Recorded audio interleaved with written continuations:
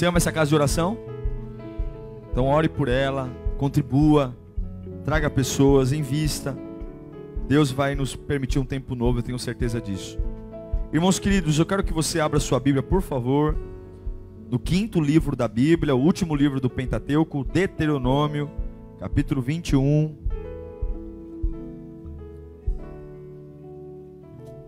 Deuteronômio 21.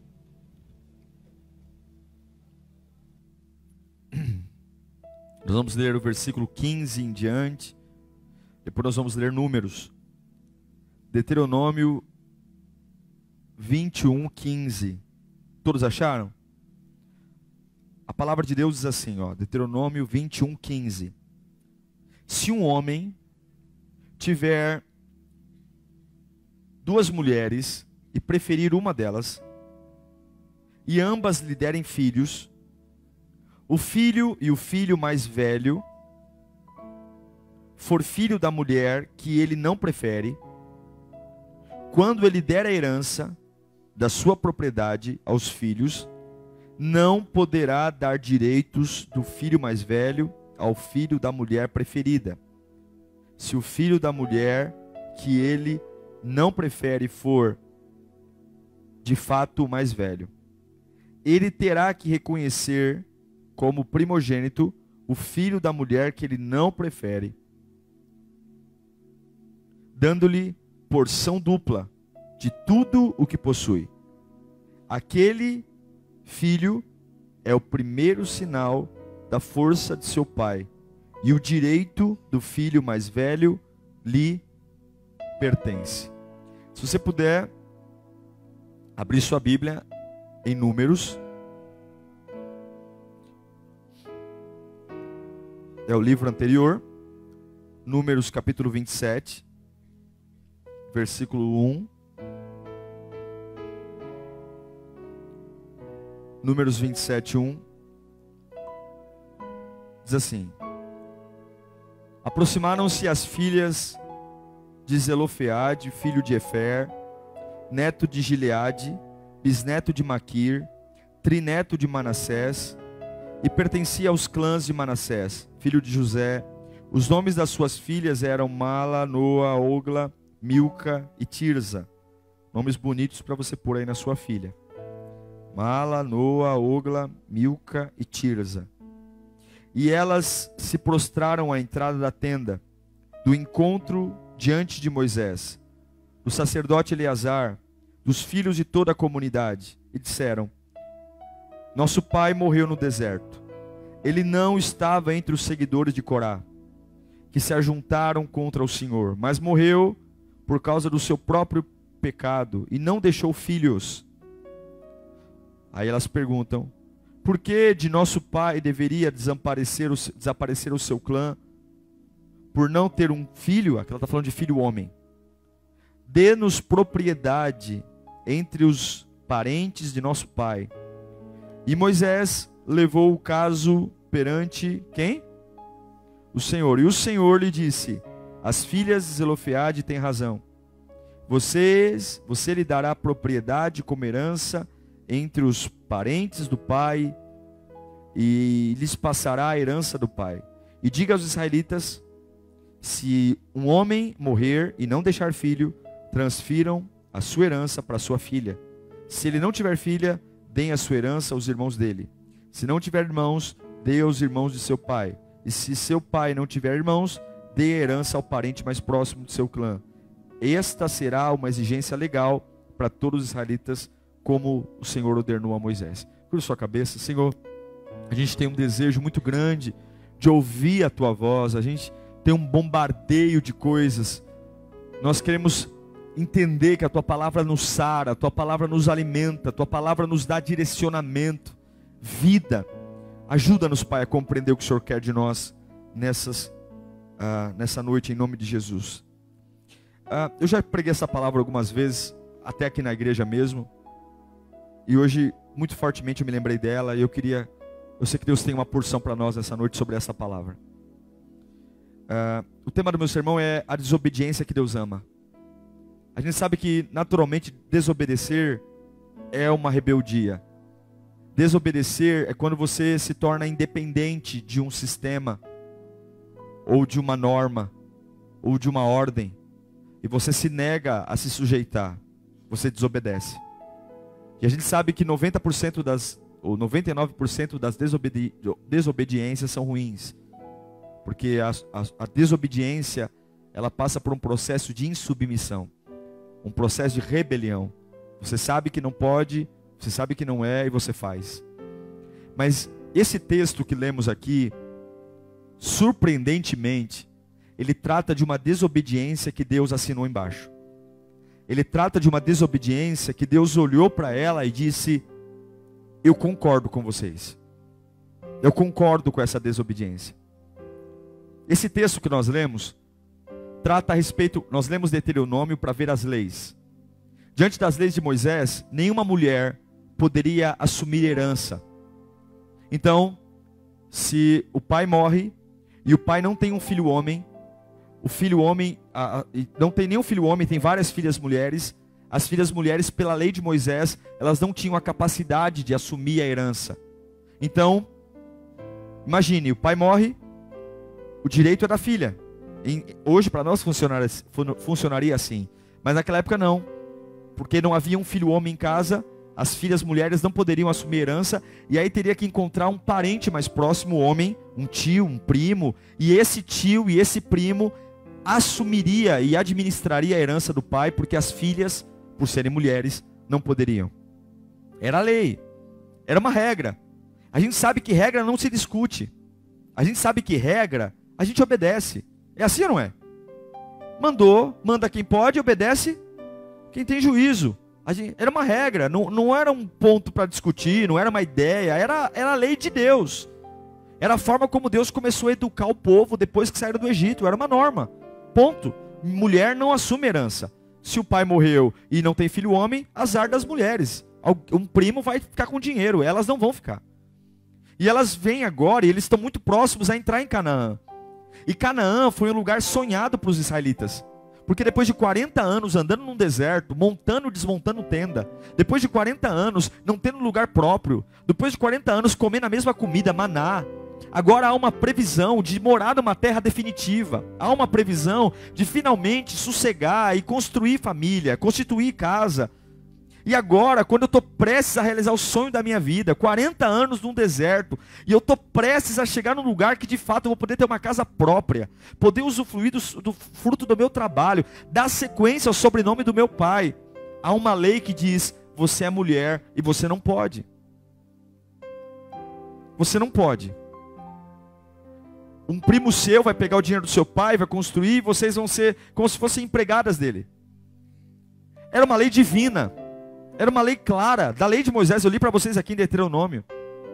Só que essas mulheres fazem algo extremamente diferente. Elas olham para um paradigma e elas não conseguem obedecer esse paradigma. Elas olham para algo que não tem discussão e elas vão discutir.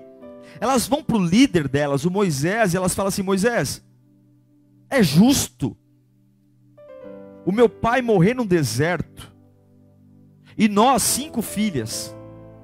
É justo o clã da nossa família morrer, porque a gente não pode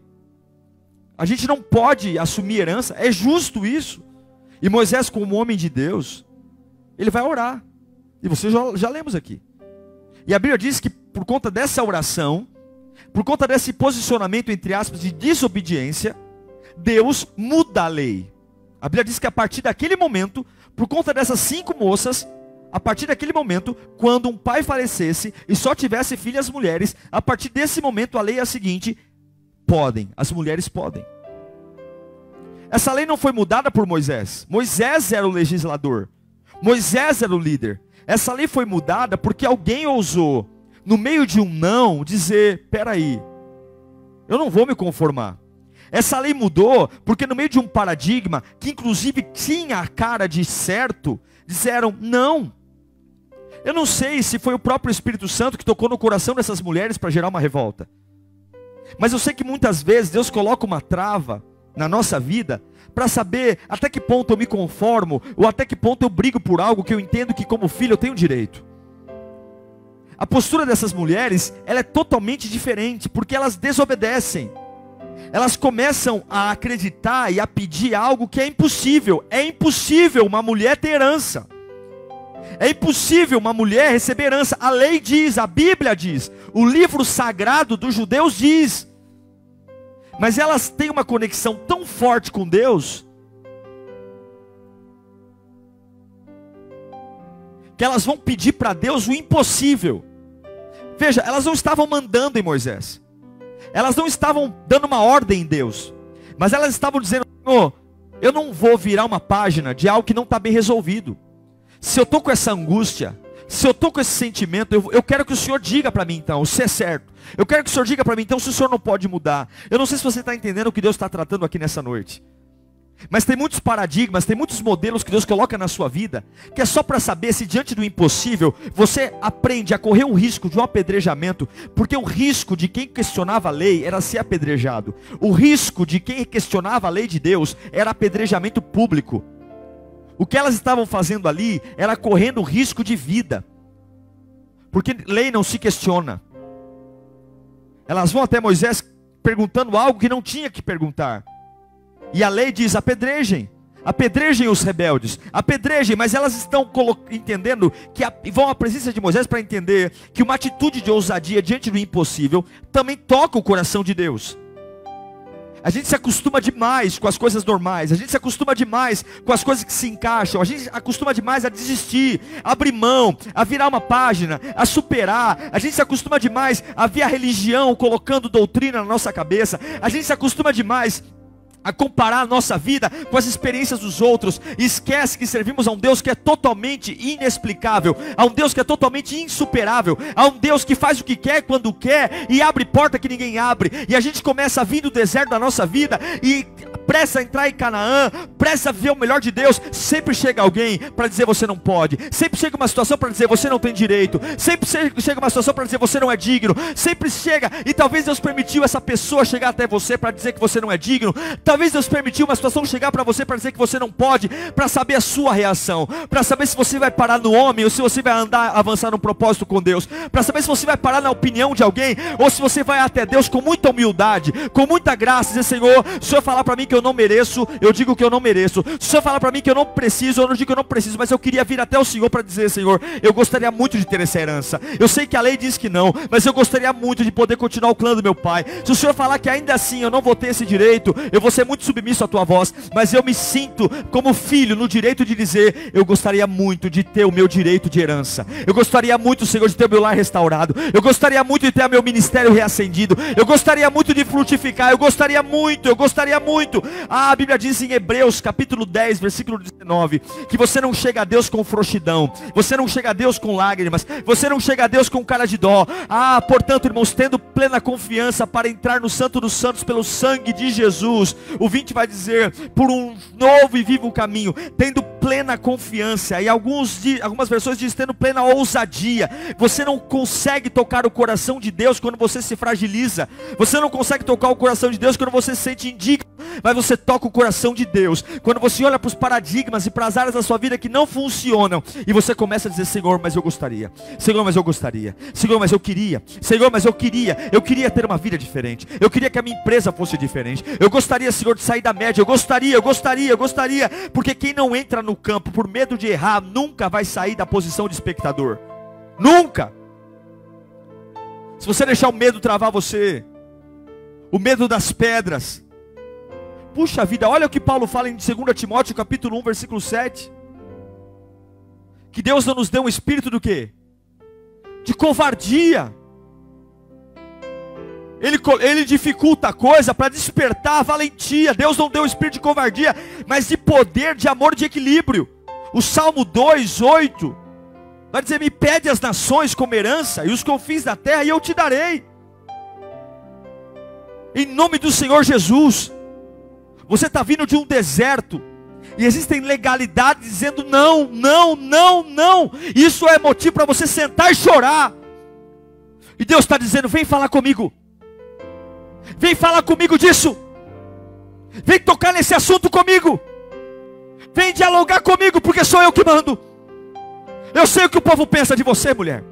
Eu sei o que as pessoas acham de você. Eu sei que as pessoas já enxergam o teu limite e já enxergam o teu fim. Mas vem até a minha tenda trocar uma ideia comigo. Vem falar comigo disso. Essas moças foram até Deus para desobedecer aquilo que era impossível. Elas foram até Deus cheias de fé e esperança, com a esperança de entrar numa Canaã. Elas ainda não estavam na terra, mas elas tinham convicção que elas poderiam entrar lá.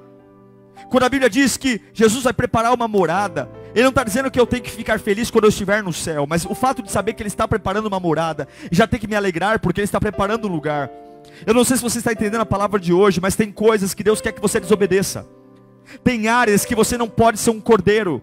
Tem áreas que você não pode deixar que matem você. Você não pode ser submisso a tudo.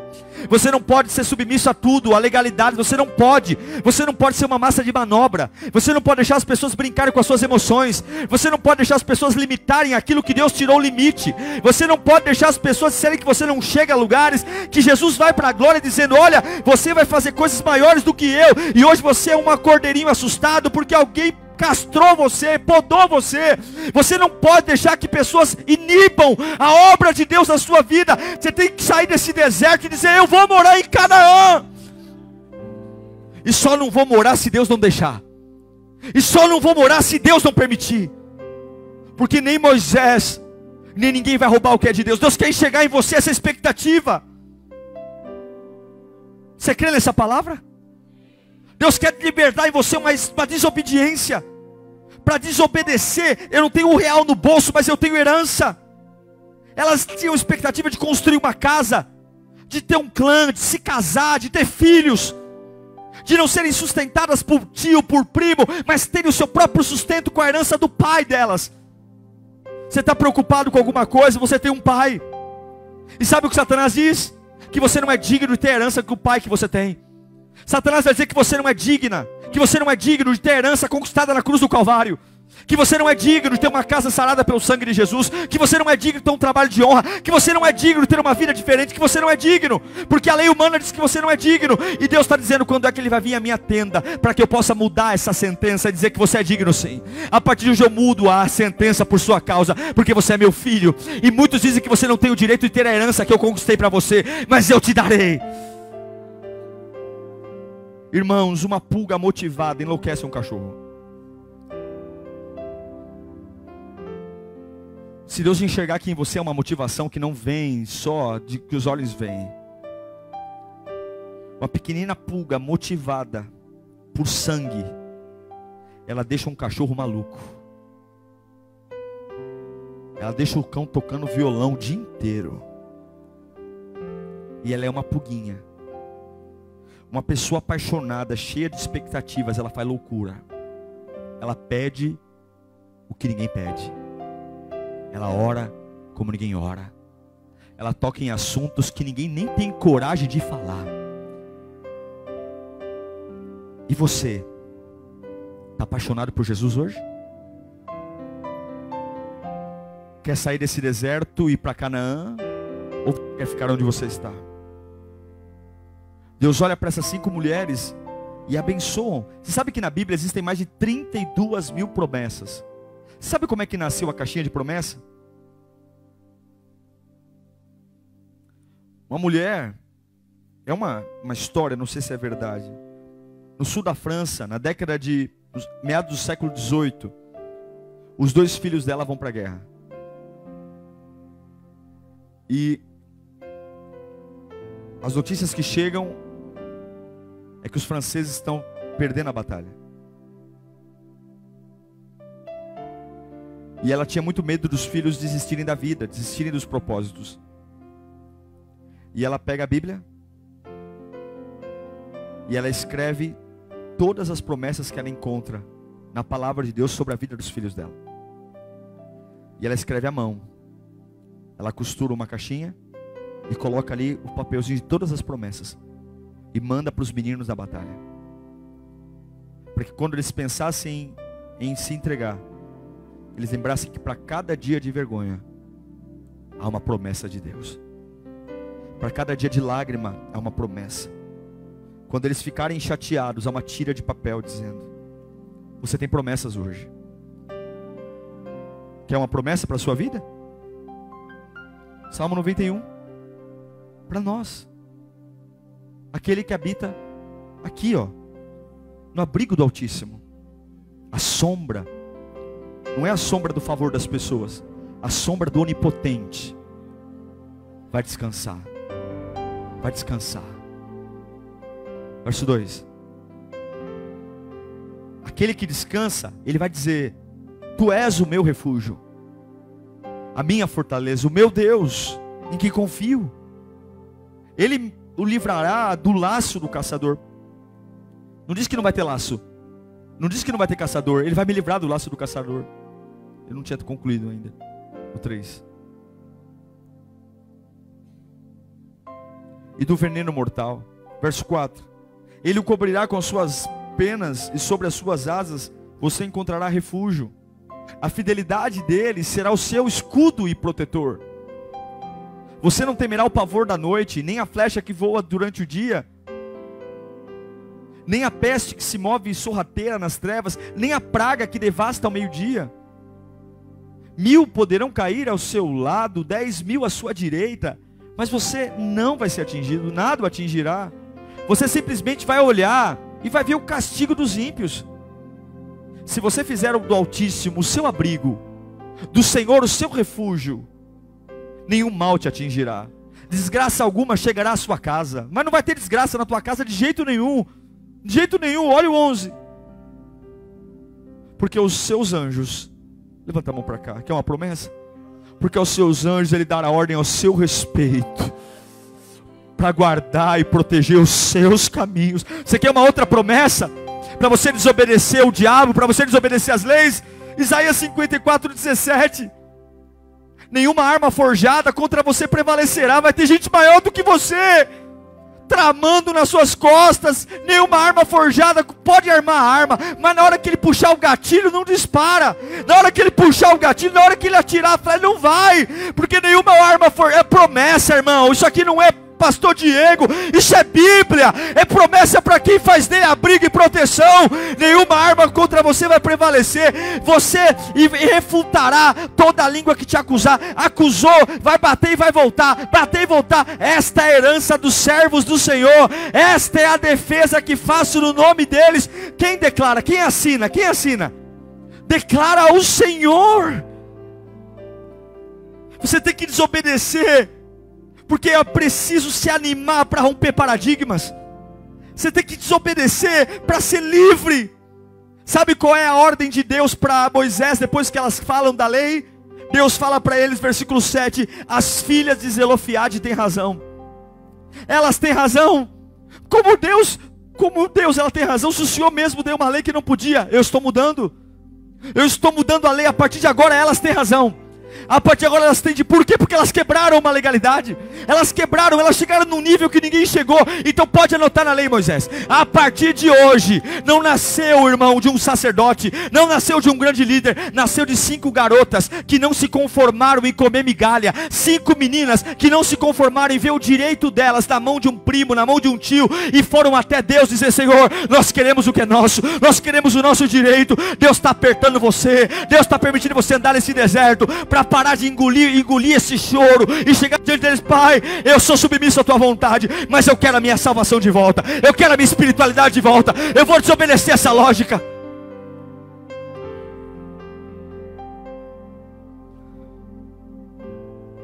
É como o filho pródigo que está no lixo e ele desobedece o chiqueiro e diz: eu vou voltar para a casa do pai. Ele decidiu deixar de comer sobra, deixar de comer comida de porco, para colocar um caminho de movimento em volta à casa do pai.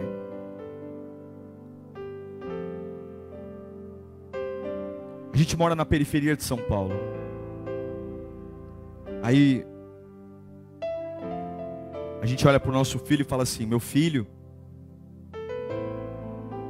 doutor nunca vai ser. Hoje é mais fácil, porque a gente nivela a nossa vida pela média das pessoas, porque a gente sabe dizer tudo o que a gente não tem e obedece o que não tem. E eu justifico a minha incapacidade porque tem gente pior do que eu. Não é assim que a gente faz? Você não... eu tô bem, porque fulano ali tá pior do que eu. Eu até louvo a Deus pelo meu casamento, porque o casamento da fulana ali, nossa, Deus que me livre. Meu marido é um tranqueiro, mas o dela é tranqueira duas vezes mais. Glória a Deus pelo meu tranqueirinho aqui. Aleluia, Jesus. Tem um tranqueira 2. Minha esposa é um problema. A esposa do outro ali, se eu olhar para a esposa do outro, minha esposa é uma maravilha. A gente sempre justifica o lugar que está, porque olha porque é pior. Tá bom, porque tem gente pior do que eu. Tá bom. Eu só fumo, aquele ali fuma e bebe. Glória a Deus. tô no lucro. Não, irmão. Você tem que olhar para o paradigma e dizer: eu vou morar em Canaã. Eu vou desobedecer o sobrenome da minha família. Já repeti isso aqui várias vezes para você. Minha família, o sobrenome da família da minha mãe era alcoolismo. Graças a Deus hoje ninguém bebe. Minha mãe, meu tio que está aqui. Quebramos um paradigma. Rompemos. O diabo diz: você não vai morar em Canaã. Sua fé vai ser uma fé dependente de pessoas. O que Deus tem para você, você não vai usufruir. Você vai ficar na barra da saia do pastor, do líder. Porque o pastor vai administrar a sua herança. O pastor vai administrar. O seu amigo. Você quer ficar bem? Procura um amigo. Procura alguém. Deixa alguém administrar o seu direito. Puxa vida, você poderia você comprar, mas agora tem alguém comprando com o seu dinheiro. Você poderia ter uma paz que é só sua com Deus, mas agora para você ter paz, precisa que alguém chegue, que alguém fale, que alguém venha. Alguém está usando o seu dinheiro, o seu recurso conquistado na cruz do Calvário, porque você é filho. E Deus está doido para quebrar essa lei hoje. Deus tem muita vontade de quebrar. Dizer: você pode. Você crê nisso? Você crê que Deus pode mudar a sua história? Você crê que seu filho não vai ser o que a média das pessoas são, mas seu filho vai ser o que Deus tem para ele e o que você sonhar para ele? Você crê que a sua casa não vai ser a média das 5 casas ao lado da sua? A sua casa vai ser o plano de Deus na sua vida? Porque hoje você vai olhar para tudo aquilo que você está sendo obrigado a obedecer, e você vai dizer: eu vou desobedecer. Eu vou voltar a falar com Deus da minha alegria. Eu vou voltar a falar com Deus dos meus direitos de filho. Eu vou voltar a falar com Deus que eu tenho uma paz que excede o entendimento. Eu vou voltar a falar com Deus, eu vou desobedecer. Eu acho lindo esse texto. Você pode ficar de pé um instante? Eu já preguei aqui outra vez, talvez você vai até se lembrar disso. Mas eu me lembro que a primeira vez, essa aqui foi a primeira mensagem que eu preguei na minha vida. Essa mensagem eu tenho ela há mais... mancada falar, né? Mas eu tenho essa mensagem escrita há mais de 12 anos. Eu me lembro que a primeira vez que eu preguei essa mensagem, eu fui pesquisar o nome dessas mulheres. Essas 5 mulheres. As 5 mulheres que tocaram o coração de Deus para mudar a lei. Você lembra o nome delas? O nome delas é Mala, Noa, Ogla, Milca e Tirza. Sabe o que significa cada um nome desses nomes? Eu queria profetizar sobre a sua vida. Estenda as mãos assim. As 5 moças que se revoltaram e desobedeceram à lei para dizer: nós queremos a herança do Pai para nós. Mala significa aquela que mesmo fraca gera. Esse é o significado do nome. Aquela que mesmo fraca produz. Eu quero profetizar isso. Estenda as suas mãos.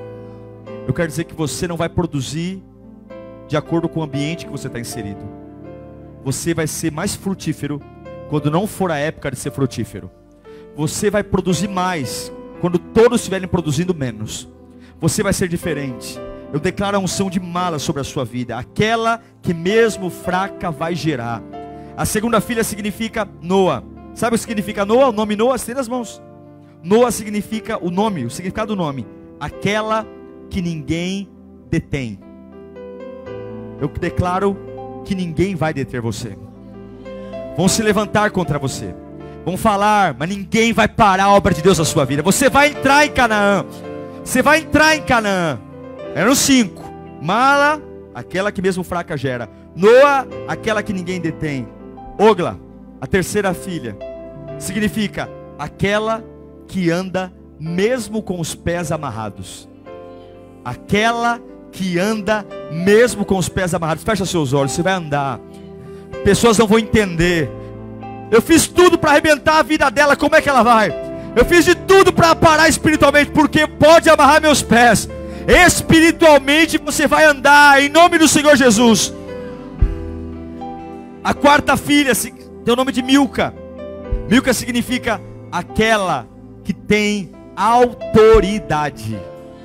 Você vai ter autoridade em nome do Senhor Jesus. Não é autoritarismo, não é gritaria. Você vai abrir a sua boca e o diabo vai se colocar de joelhos. Você vai abrir a sua boca e as enfermidades vão ser expulsas. Eu declaro isso em nome de Jesus.